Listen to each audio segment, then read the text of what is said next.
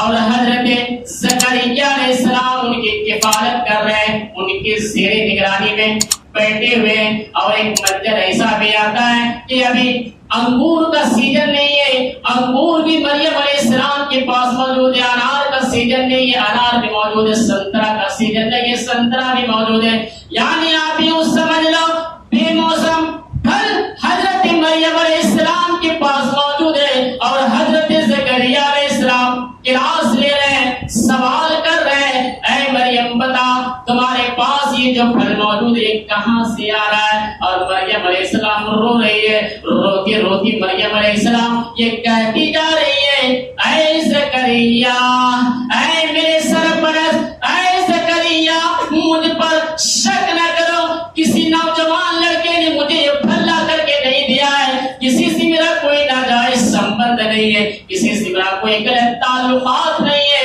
اے زکریا جس طرح قالت انا لک ھذا، اے زکریا جس طرح کہ میرے پیٹ میں بچہ اللہ کی طرف سے آیا ہے، مریم کہتی جا رہی ہے قالت من عند اللہ، اے زکریا جس طرح میرے پیٹ میں بچہ اللہ نے دیا ہے، ایسے یہ پھل مجھے اللہ تعالیٰ کھلا رہا ہے، اللہ پلا رہا ہے۔ میرے بھائی اس واقعے کو سامنے رکھو اور ذرا غور کرنے کی کوشش کرو کہ مریم علیہ السلام جیسے پاک دامن کے اوپر جب حضرت زکریا کلاس لے سکتے ہیں، سوال کر سکتے ہیں، کہ کیا ہماری بیٹیاں، ہماری لڑکیاں مریم سے بڑھ کے پاک دامن ہو سکتی ہے؟ کیا ہم اپنے بیٹیوں کی کلاس نہیں لے سکتے ہیں؟ اے میری بیٹی تم ہائی اسکول تو پڑھنے کے لیے جاتی ہو، تمہارے ہاتھوں میں موبائل تو بڑی ہے، لیکن تم رات کے وقت اپنے بستروں پر تم بات کر رہی ہو، اے میری بیٹیاں تم نے کہاں بات کی ہے؟ کوئی باپ اپنے بیٹی سے سوال کیا ہے؟ کوئی بھائی اگر اسے دیکھتا ہے کہ میری بہن گھر کے دروازے پر کھڑی ہے اور کسی اجنبی لڑکا سے کلام کر رہا ہے، کوئی بھائی اسے سوال تک نہیں کرتا ہے۔ میرے بھائیوں یہی تو سب سے بڑی فتنہ ہے کہ آج ہماری بیٹیاں موبائل میں لگی ہوئی ہے اور ہم انہیں سوال تک نہیں کرتے۔ کوئی باپ اگر سوال بھی کرتا ہے تو لڑکیاں بہانہ بنا دیتی ہے، ابو جان ہم تو سہیلی سے بات کر رہے ہیں۔ میرے بھائی جو جانچ کرو وہ سہیلی نہیں کہیں سیاح سے بات تو نہیں کر رہی ہے، جانچ پڑتا۔ آج کتنے لوگوں کی نوجوانوں سے پوچھ کے دیکھو تنہائی میں رات میں اگر نیند نہیں آتی ہے تو کمبل کے نیچے چھپ کر کے پھر پکچر دیکھنا شروع کر دیتا ہے، تب جا کے اس کو نیند آتا ہے۔ شیطان نے اس قدر عادی بنا دیا ہے کہ جب تک وہ گندی تصویروں پر ان کی نگاہیں نہ پڑے تب تک انہیں نیند نہیں آئے گی۔ میرے بھائی یہ بہت بڑی فتنہ ہے۔ اگر آج یہ اینڈرائڈ موبائل کو اگر فتنے سے جوڑ دیا جائے تو میں سمجھتا ہوں کہ یہ غلط نہیں ہوگا، کیونکہ ان الحمدللہ الحمد لله نحمده ونستعينه ونستغفره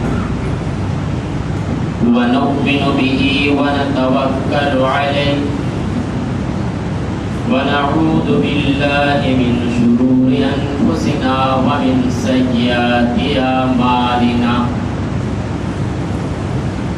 من يهده الله فلا مضل له ومن يضلله فلا هادي له وأشهد أن لا إله إلا الله وحده لا شريك له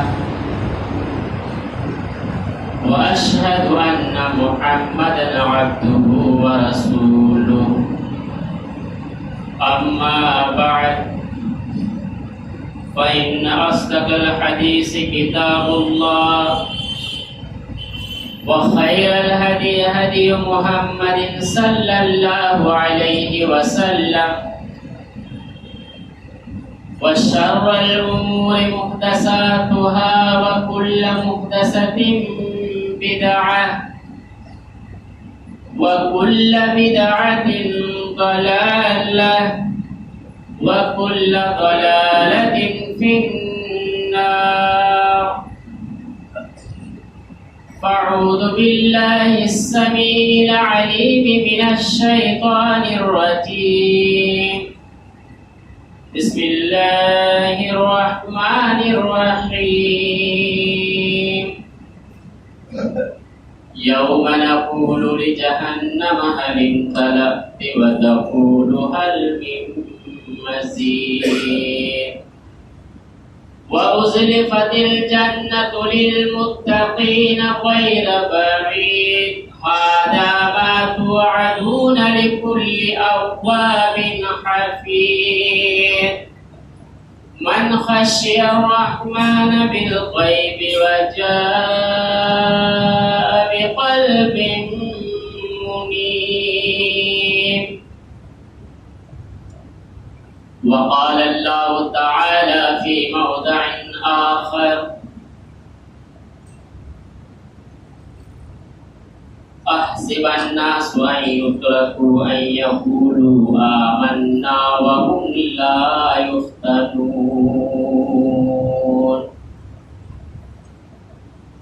وقال النبي صلى الله عليه وسلم قال لا أعلمن أقواما من أمتي يأتون يوم القيامة بحسنات أمثال جبال تهامة بيضاء فيجعل الله هباء منثورا. قال يا رسول الله صفهم لنا شلهم لنا. قالوا لا نعلم أننا نكون منهم. رواه الترمذی. ہر قسم کی تعریف و توصیف کبریائی و بڑائی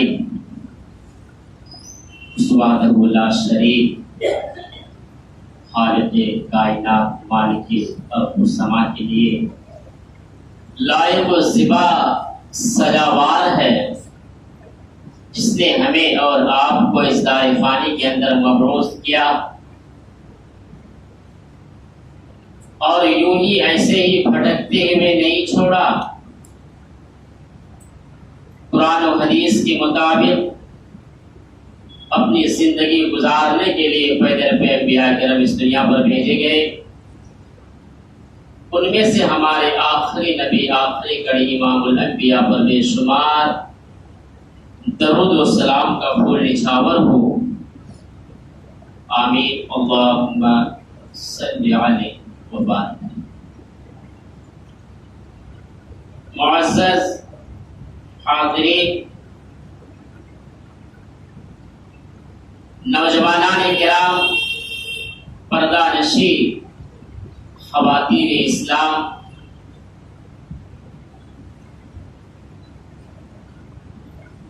خطبہ مسنونہ کے بعد قرآن مجید کی ایک آیت کا ٹکڑا آپ کے سامنے تلاوت کی گئی ہے اور سنن ترمذی کی ایک حدیث بھی آپ کے سامنے پڑھی گئی. اس مختصر سے وقت میں قرآن و حدیث کی دلائل کے آئینے میں جو باتیں آپ کے سامنے پیش کروں، اللہ تعالی ہم سبوں کو کہنے والوں اور سننے والوں کو بھی عمل کرنے کی توفیق. باتیں چل رہی تھی کہ فتنوں کے دور میں ایمان کی حفاظت ہم کیسے کریں. آج یہ دوسرا جمعہ ہے تو کئی فتنے آپ کے سامنے بتلایا گیا تھا. سنن ترمذی کی ایک روایت ہے جو اللہ کے نبی کا ارشاد گرامی ہے، ان لکل امت فتنہ. ہر امت کو اللہ تبارک و تعالیٰ نے کسی نہ کسی فتنوں میں مبتلا کر کے آزمایا ہے. ان لکل امت فتنہ، ہر امت کو آزمایا ہے، فتنوں میں مبتلا کر کے. اب میرے نبی کا یہ فرمان ہے، اس کے بعد جو آپ نے الفاظ کہے وہ سنن ترمذی کی حسن اور صحیح روایت ہے. کہا کہ فتنتن امتی المال، اور جو فتنہ ہے وہ مال ہوتا ہے. تو ایک فتنہ اس حدیث پاک سے امت کا جو فتنہ بدلایا گیا ہے وہ میرے نبی نے مال سے بدلایا ہے. مال محبت کا فتنہ. اب انسان تعجب کرے گا مال کی فتنہ کیسے ہو سکتا ہے. ہاں یہ بات الگ ہے کہ مال ہماری معاشی ضرورت کا یہ تقاضا ہے، لیکن یہ مال ہمارے لیے زحمت تو اس وقت بن جاتا ہے کہ جب انسان اذان کی آواز ان کے کانوں میں ٹکرائے اور ٹکرانے کے بعد وہ اپنے کام میں، دنیاوی کام میں مشغول ہو جائے، بلکہ اللہ کی طرف نہ آئے، اللہ کے گھر کی طرف ان کا قدم نہ بڑھے، تو یہی کمائی ہمارے لیے ایک فتنہ بن جاتا ہے. بہت بڑی بات ہے، غور کرنے کی چیز. آپ نے یہ بھی دیکھا ہوگا کہ انسان مال کی محبت میں اتنا گر جاتا ہے کہ وہ جائز اور ناجائز کوئی فرق نہیں کرتا. بس مال آنا چاہیے، مال کی محبت. ایسے ہی نہیں کہا کہ یہ مال ایک بہت بڑی فتنہ ہے. آئیے اور ایک حدیث پیش کرتے ہیں صحیح بخاری کی روایت. اللہ کی نبی کا ارشاد گرامی ہے على أطم من عتاب المدينة فقال هل ترون ما أرى. میرے نبی ایک مرتبہ مدینہ منورہ کے اونچے محلات میں سے کسی محل پر آپ چڑھے اور آپ نے کیا کہا، اے میرے صحابہ کیا تمہیں کوئی چیز نظر آ رہا ہے؟ قالوا لا. صحابہ نے کہا اے اللہ کے نبی نہیں نہیں، ہمیں تو کوئی چیز نظر نہیں آ رہی. آپ نے فرمایا فَإِنِّي لَا أَرَى الْفِتَنَ تَقَعُ خِلَالَ بُيُوتِكُمْ كَوَقْعِ الْقَطَرِ. اے میرے صحابہ میں تمہارے گھروں میں ان فتنوں کو بارش کے قطروں کی طرح میں گرتے ہوئے دیکھ رہا ہوں. میں تمہارے گھروں میں فتنوں کو بارش کے قطروں کی طرح گرتے ہوئے دیکھ رہا ہوں. اب آئیے اسی حدیث کو رکھتے ہیں، اب دیکھتے ہیں کہ فتنے کیا کیا کہ ہمارے گھروں میں فرق نہیں. بارش کے قطرہ جس طرح بھول ٹپکتا ہے نا، آپ نے اس کی تشبیہ دی فتنوں کی. اب ایک مومن کی ذمہ داری ہوتی ہے کہ ان فتنوں سے وہ کیسے بچے اپنے آپ، انہیں کیا کرنا چاہیے. آپ نے اشارہ کر دی، کہا کہ میرے صحابہ قیامت اس وقت تک نہیں آئے گی جب تک کہ تم دیکھنا لوگ اپنے ایمان کو بچانے کے لیے آگ کے انگاروں سے بھی اگر اسے چلنا پڑے، لیکن مومن چلنا گوارا کر لے گا مگر اپنے ایمان کا سودا نہیں کرے گا. اس کے مشکل ہو جائے گا کہ میں آگ کے انگاروں پر چل رہا ہوں، کانٹے ہی کانٹے میں ہمارے پیر پڑ رہی ہے. اتنے فتنے دیکھیں گے ایک مومن کے لیے بڑی دشواریاں بھی اس وقت لاحق ہوگی، مگر جو مثالی اور جو اللہ والا مومن ہوگا وہ اس آگ میں بھی چلنا گوارا کر لے گا اگر آپ اس فتنوں سے بچ جائیں. آپ نے اشارہ کیا. آج غور کریے میرے بھائیوں کہ ہمارے گھروں میں کیا کیا فتنہ نہیں ہے. شراب کے فتنے لے لو، سٹا کے فتنے لے لو، جوے کے فتنے لے لو، زنا کے فتنے لے لو، بے پردگی کے فتنے لے لو، چغل خوری غیبت گوئی کے فتنے لے لو، حرام خوری کے فتنے لے لو، پیاز بھی ہمارے گھروں میں آ رہے ہیں ان کے بھی فتنے لے لو. کیا کیا نہیں آ رہا ہے؟ آپ ذرا غور کریں کہ کیا یہ حدیث آج اس حدیث کے مطابق آج یہ چیزیں ظاہر ہوئی کہ نہیں ہوئی جو آپ نے اشارہ کر دیا، کہا کہ میں تمہارے گھروں میں بارش کے قطروں کی طرح دیکھ رہا ہوں. تو آج یہ ساری فتنے ہیں کہ نہیں ہمارے گھروں میں؟ ہے، لیکن بچا کیسے جائے سوال نہیں. پہلی حدیث میں آپ نے کہا کہ میرے امت کا یہ بڑا فتنہ ہے. آپ نے آزمانے کی مثال دی، ان لکل امت فتنہ. اللہ نے ہر امت کو آزمایا، مگر میری امت کی فتنہ مال ہوگی. یہی مال کی محبت ہے جو انسان ان فتنوں سے بچ نہیں پاتا. لیکن آج بھی ہے ایسے مومن جو درخت کے پتے چبانا گوارا کر لیتا ہے، مگر اپنے ایمان کا سودا نہیں کرتا ہے اور وہ مال بھی جو کماتا ہے وہ حلال طریقے سے ہی کماتا ہے. ایسے ہیں آج بھی اللہ والے، ایسی بات نہیں دیکھیں. 5 انگلی برابر نہیں ہوتے کہ سب کے سب حرام کھولے نظر آئے. کچھ ہے اللہ والے بھی آج جن کو اللہ کا خوف ہے، جن کو اللہ کا ڈر ہے، جن کو اپنے برزخی زندگی کا احساس ہے اور وہ یہ سوچتا کہ یہ تو دائمی نہیں ہے، یہ تو عارضی اور وقتی ہے، اس زندگی کا ہمیں کیا لینا ہے، ہمارا تو برزخی وہی دائمی زندگی ہے. یہاں اگر ہمیں آگ کے انگاروں پر بھی اگر چلنا پڑے تو مجھے پسند ہے، مگر اپنے ایمان کا ممکن سودا نہیں. اور ایک فتنہ دیکھیے، بے پردگی کی فتنہ اس طرح ہمارے گھروں میں ہے کہ ہماری لڑکیاں 3 سے 8 مرتد بھی بن جاتی ہے لیکن ماں باپ کو پتا بھی نہیں چلتا. سب سے بڑی فتنہ ہے میرے بھائی یہ موبائل. کم بڑی فتنہ نہیں موبائل کی. اینڈرائڈ کے جو موبائل آج ہمارے گھروں میں ہم اپنے جوان بچوں کے ہاتھوں میں پکڑا دیتے ہیں. کالج میں پڑھنے والے لڑکیوں کو دیکھو، ہائی اسکول میں پڑھنے والے لڑکیوں کو دیکھو، بڑی بڑی موبائل ان کے ہاتھوں پر ہوتی ہے.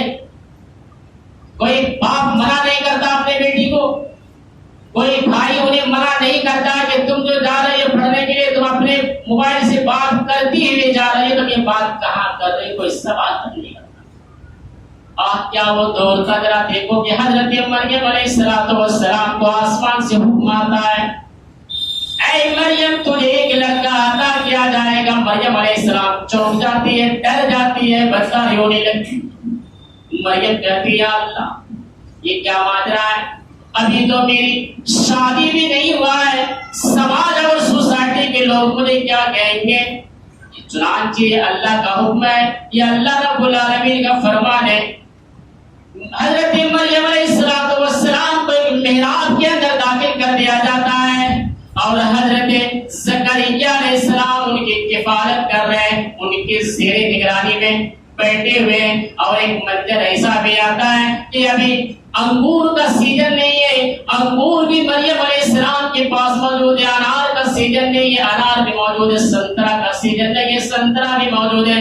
یعنی آپ یوں سمجھ لو بے موسم پھل حضرت مریم علیہ السلام کے پاس موجود ہے. اور حضرت زکریا علیہ السلام کلاس لے رہے ہیں، سوال کر رہے ہیں، اے مریم بتا تمہارے پاس یہ جو پھل موجود ہے کہاں سے آ رہا ہے. اور مریم علیہ السلام رو رہی ہے، روتی روتی مریم علیہ السلام یہ کہتی جا رہی ہے، اے زکریا، اے میرے سرپرست، اے زکریا مجھ پر شک نہ کرو، کسی نوجوان لڑکے نے مجھے یہ پھل لا کر کے نہیں دیا ہے، کسی سے میرا کوئی ناجائز سمبند نہیں ہے، کسی سے میرا کوئی غلط تعلقات نہیں ہے.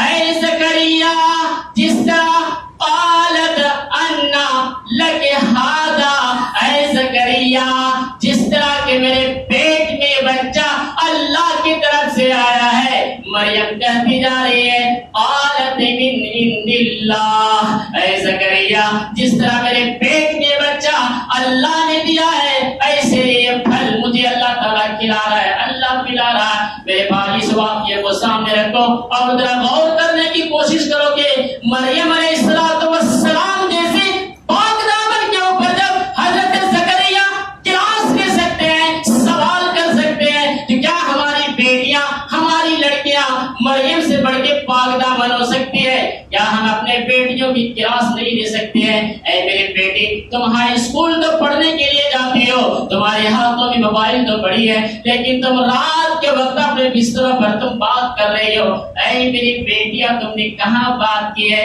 کوئی باپ اپنے بیٹی سے سوال کیا ہے؟ کوئی بھائی اگر اسے دیکھتا ہے کہ میری بہن گھر کے دروازے پر کھڑی ہے اور کسی اجنبی لڑکا سے کلام کر رہا ہے، کوئی بھائی اسے سوال تک نہیں کرتا ہے. میرے بھائیوں یہی تو سب سے بڑی فتنہ ہے کہ آج ہماری بیٹیاں موبائل میں لگی ہوئی ہے اور ہم انہیں سوال تک نہیں کرتے. کوئی باپ اگر سوال بھی کرتا ہے تو لڑکیاں بہانہ بنا دیتی ہے، ابو جان ہم تو سہیلی سے بات کر رہے ہیں. میرے بھائی جو جانچ کرو وہ سہیلی نہیں کہیں سیاح سے بات تو نہیں کر رہی ہے. جانچ پڑتال کر کے دیکھیے. فتنے علی اتم من عذاب المدینہ فقال هل ترون ما علی فإني لا أرى الفتنة تقع خلال بيوتكم كوقع القطر. جو میرے نبی نے کہا تھا کہ بارش کی قطروں کی طرح تمہارے گھروں میں جو میں فتنوں کو دیکھ رہا ہوں، یہ بھی موبائل ایک بہت بڑا فتنہ ہے. بات بھلے ہی کڑوی لگی لیکن ہے. آج لڑکیاں بالغ ہونے کے بعد بھی غیروں سے کیوں بھاگ رہی؟ کوئی اس کے لگام دینے والا نہیں ہے، اس کا گارجن کی بھی پرواہ ہے. جسے خود چھوڑنے جانا چاہیے نا، لڑکیاں خود اکیلے جاتی اسکول کی، خود اکیلے چلی جائے گی جوان لڑکی. شریعت کیا کہتی ہے ان کا اس پر کوئی فرق نہیں پڑتا ہے. یہاں تو شریعت کی یہ تعلیم ہے کہ جب لڑکیاں بالغ ہو جائے، جوان ہو جائے، تو وہ ایک رات بھی ماں باپ کے علاوہ تنہائی میں کہیں گزار نہیں گزار سکتی. ایک رات ہو منع ہے، شریعت کا حکم ہے. جب ایک رات نہیں گزار سکتی ہے تو آج ہماری لڑکیاں تنہائی میں ہم اسے مارکیٹ گھومنے کیوں چھوڑ دیتے ہیں اور اسکولوں میں 6-6 7-7 گھنٹے اس کو تنہائی کیوں چھوڑ کر کے چلے آتے ہیں؟ میرے بھائی ذرا غور تو کرو کہ آج کتنے بڑے فتنے میں ہم مبتلا ہیں. ہم منع نہیں کر رہے کہ ہماری لڑکیاں ڈاکٹر نہ بنے، انجینئر نہ بنے، پروفیسر نہ بنے، سب کچھ بنے ہو، لیکن ہمیں وہ ڈاکٹر چاہیے جس کے اندر جسمانی علاج کے ساتھ روحانی علاج کرنے کی بھی صلاحیت ہو. آج وہ تعلیم کہاں ہے ہمارے پاس؟ نہیں ہے.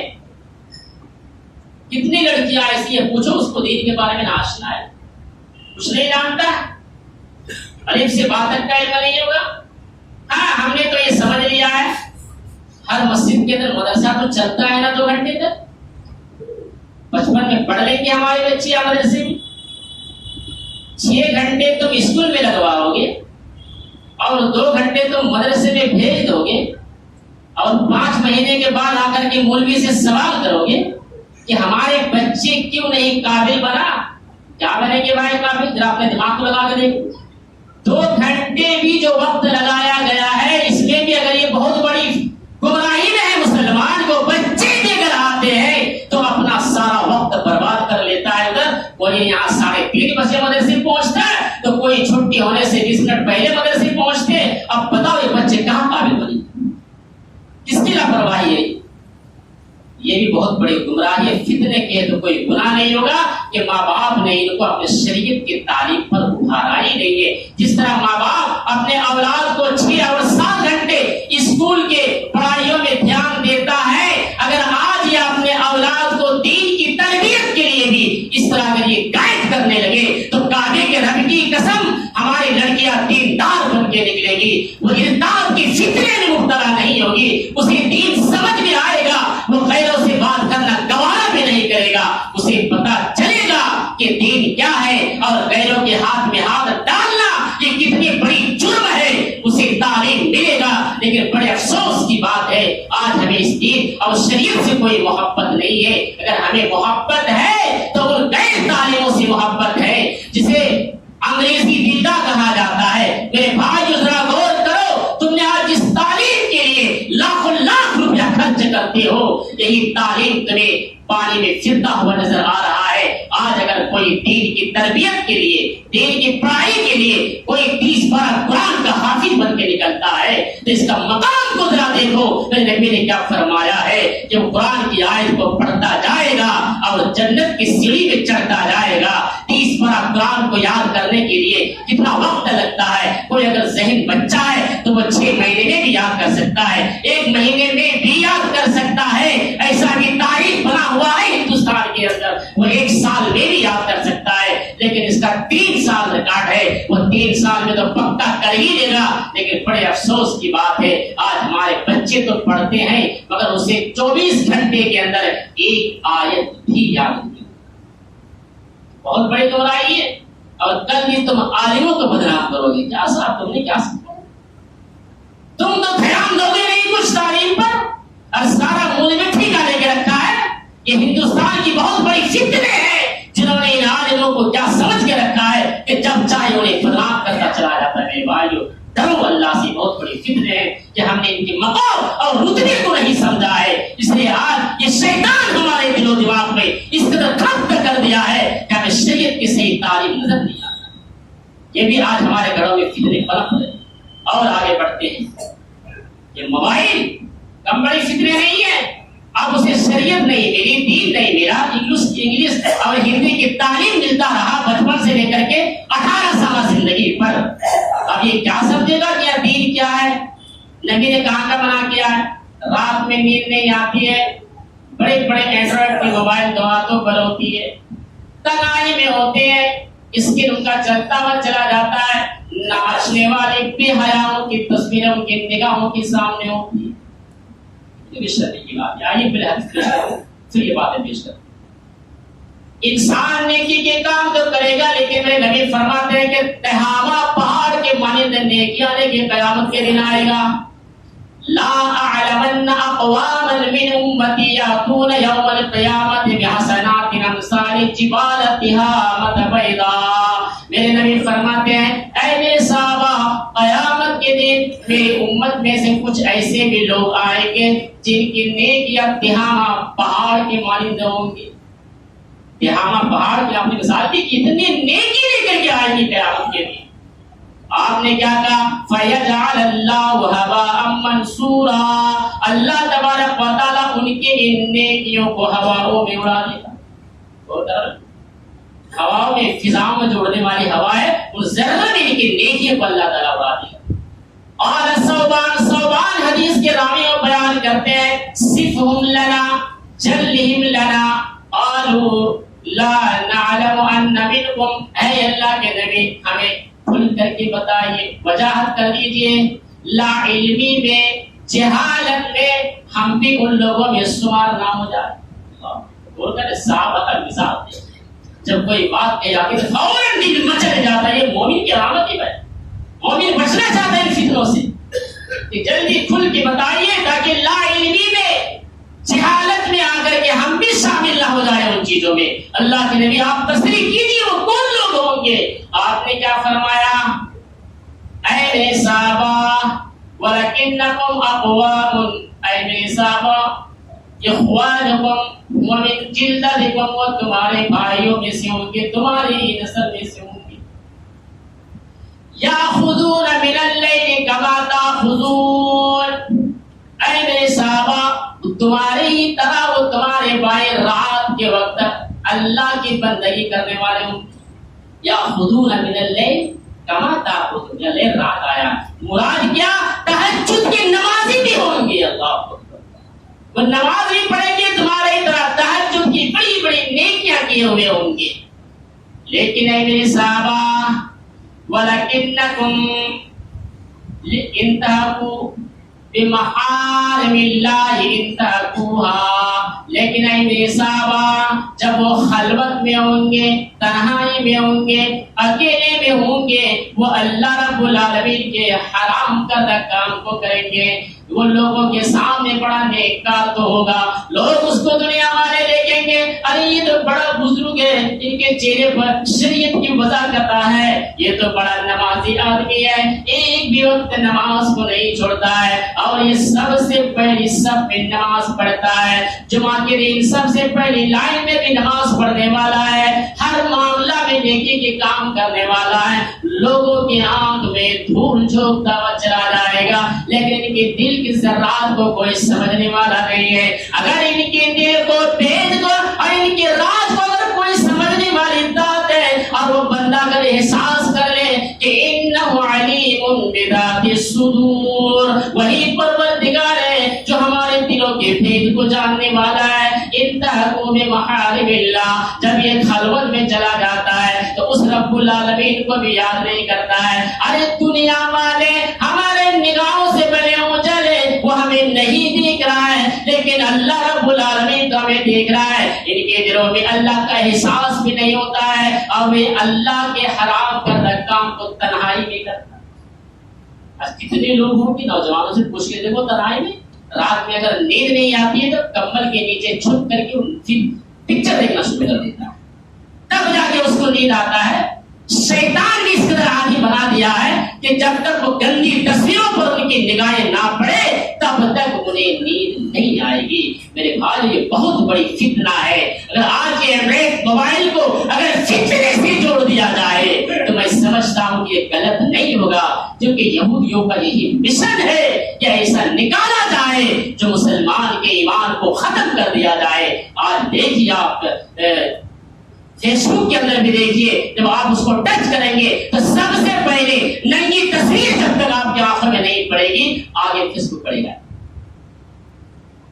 کتنی بڑی فتنے ہیں۔ ہم چلانا منع نہیں کر رہے کہ بہت بڑی گناہ، آپ چلائیے، استعمال کیجئے، لیکن اس کو صحیح جگہ پر تو استعمال کریں۔ تقریر تو سنیں، اگر نیند نہیں آ رہی ہے تو چلو دین کی تقریریں سن لیں، کچھ کتابیں رکھو موبائل میں، کتاب تو پڑھ لو۔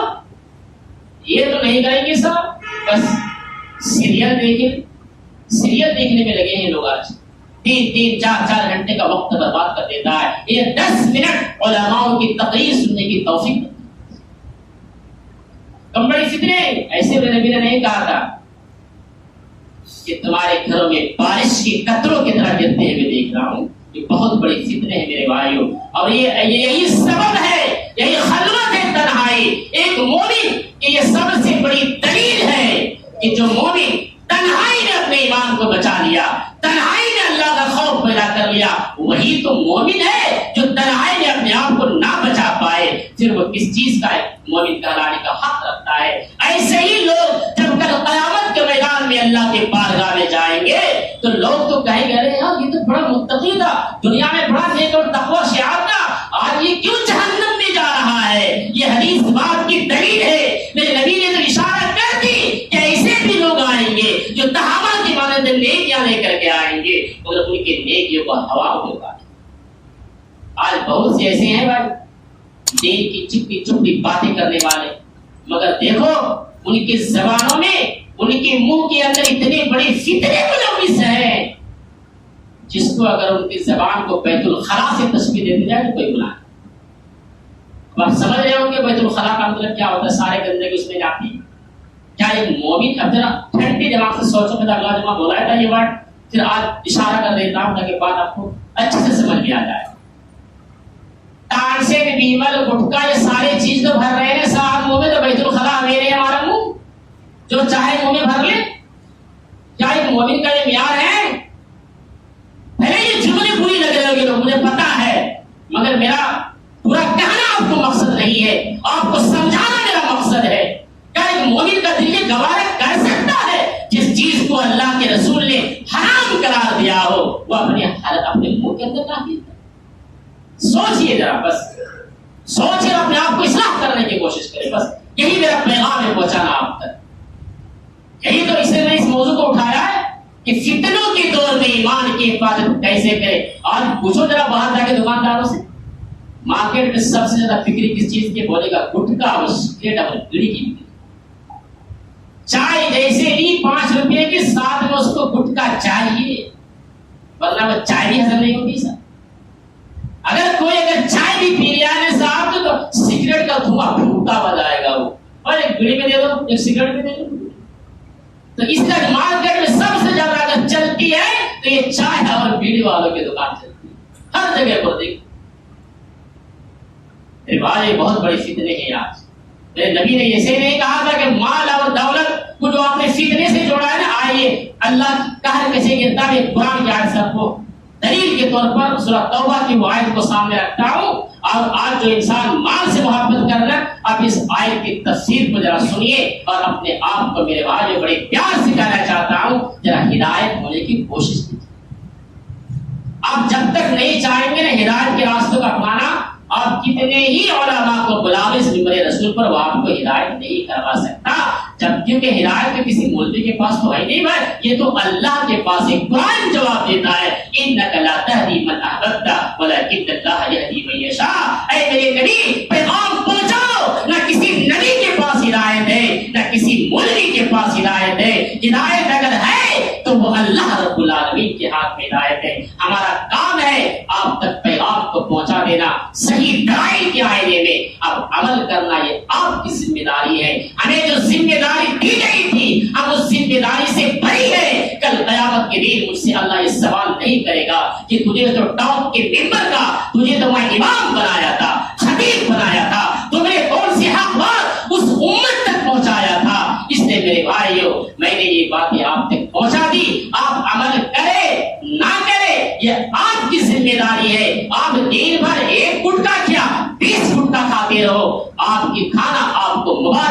اب ہم دوبارہ اور یہ بات نہیں کہیں گے، بس یہ آخری ورڈ تھا، کیونکہ قرآن کی اس آیت کو سامنے رکھتے ہوئے میرے رب کا فرمان ہے یا ایھا الذین آمنوا وانتم السکارى، میرے رب نے قرآن میں کہیں کہا کہ تم نشے کی حالت میں ہو کر کے کبھی بھی میری نماز کی طرف مت آنا۔ اب ایک بیڑی پینے والے، ایک سگریٹ پینے والے، ایک تمباکو یا گٹکے کھانے والے، یہ تو نشہ ہی ہے نا، جو چیز نشہ ہے، تو پھر یہ چیز کھا کر کے آپ کیسے اللہ کے گھر میں نماز کی جا سکتے ہیں؟ آپ تو اپنے اہم ترین عبادت کو بھی برباد کرتے ہوئے چلے جا رہے ہیں۔ ذرا احساس کیجیے اور سوچئے میرے بھائیوں، جس چیز کو میرے رب نے قرآن میں یا نشہ، آپ کو یہ نہ کہ تو شراب پر آئی تھی بھائی، ہم شراب پی کے تھوڑی آ رہے ہیں مسجد میں، ہم تو بڑی ٹانگ کے آ رہے ہیں۔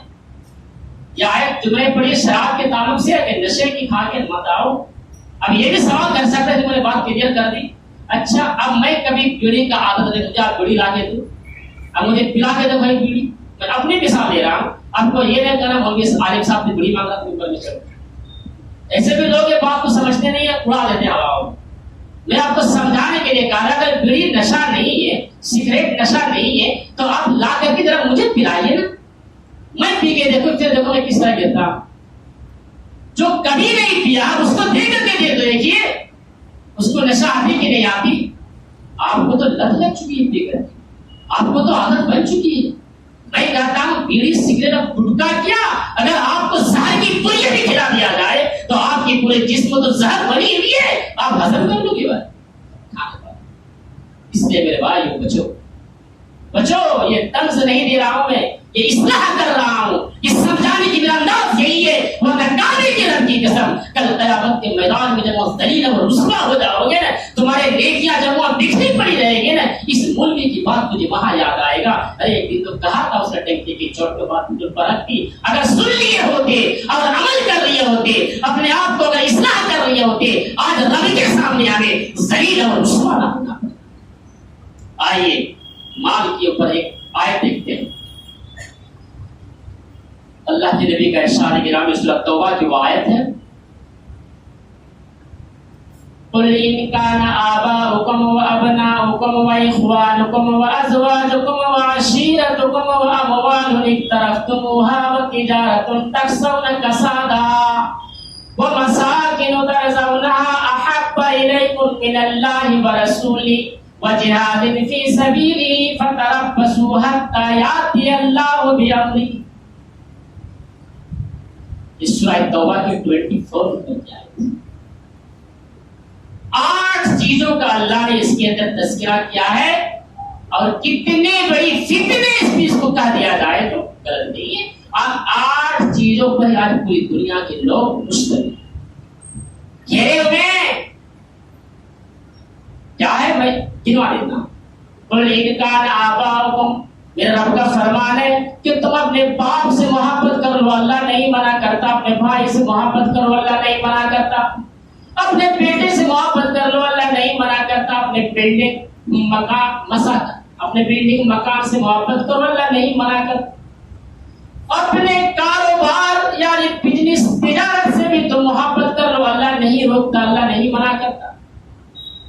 لیکن ان ساری چیزوں سے ہٹ کر کے اگر تمہیں اللہ اور اس کے رسول کی باتوں سے محبت نہیں ہے، اللہ اور اس کے رسول سے اگر تمہیں محبت نہیں ہے، اور دنیا کے ان 8 چیزوں پر تمہاری محبت ہے، تو اب میرے رب کا فرمان سن لو میرے بھائی، کیا اعلان کرتا ہے، فَتَرَبَّصُوا حَتَّى يَأْتِيَ اللَّهُ بِأَمْرِهِ، تم آسمان سے اللہ کے عذاب کا آنے کا انتظار کرو۔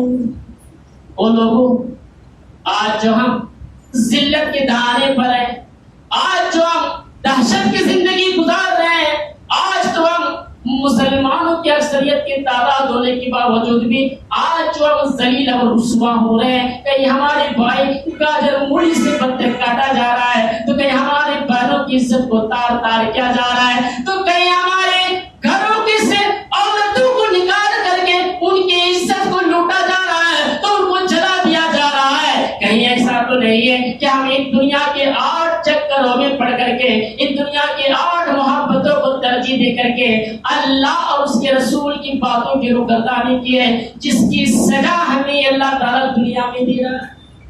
یہ آیت ہمیں پیغام دے رہا ہے، فتنے ہیں یہ مال بہت بڑی، اور اتنے بڑی فتنے ہیں یہ مال. جب مال فتنہ ہے، اور ایک بات یاد رکھے، حرام کمائی سے کمایا ہوا اور حرام کمائی سے کھایا ہوا جو جسم بن جاتا ہے نا، یہ جملے کو بیٹھا بھی اچھی طرح سے آپ جو فتنہ کہی دیا تو ایک اچھی طرح سے حدیث میں سن کے جا. حرام طریقے سے مال کمائے اور کما کر کے کھائے، اور ہمارا جسم اگر حرام مال سے ہی پلا پڑا ہے تو لکھ لو سنہرے حروف میں، تمہاری ایک بھی عمل اللہ کی بارگاہ میں قابل قبول. دلیل کی تو چارے ایسے چیک کر کے بہت دیر سے چل جائے گا.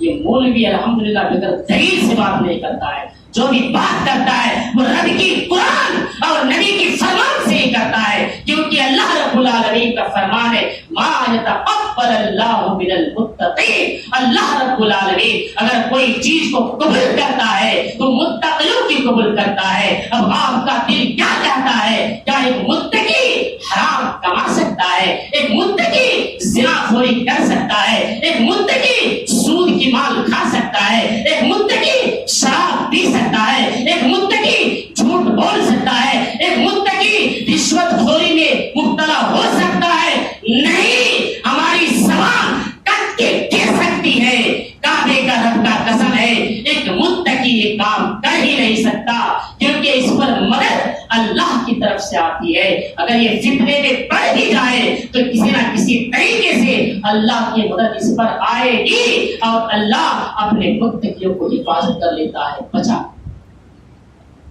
اس کے میرے بھائیوں، اگر سانسیں چلانی ہے دنیا میں تو متقی بن کے جیو، بننا سیکھو متقی. ابھی جو جوانی اور جو زندگی باقی ہے نا، اس کو اللہ کی راہ میں کھواؤ، اللہ کے راستے میں لے جاؤ. یہی چند باتیں تھیں. اب جو باتیں ہیں وہ انشاءاللہ آنے والا جو آپ کے سامنے بیان کیا جائے. وقت کی قلت تھی. اللہ رب العالمین سے دعا کریں اللہ تعالی ہم سبوں کو کہیں بھی باتوں پر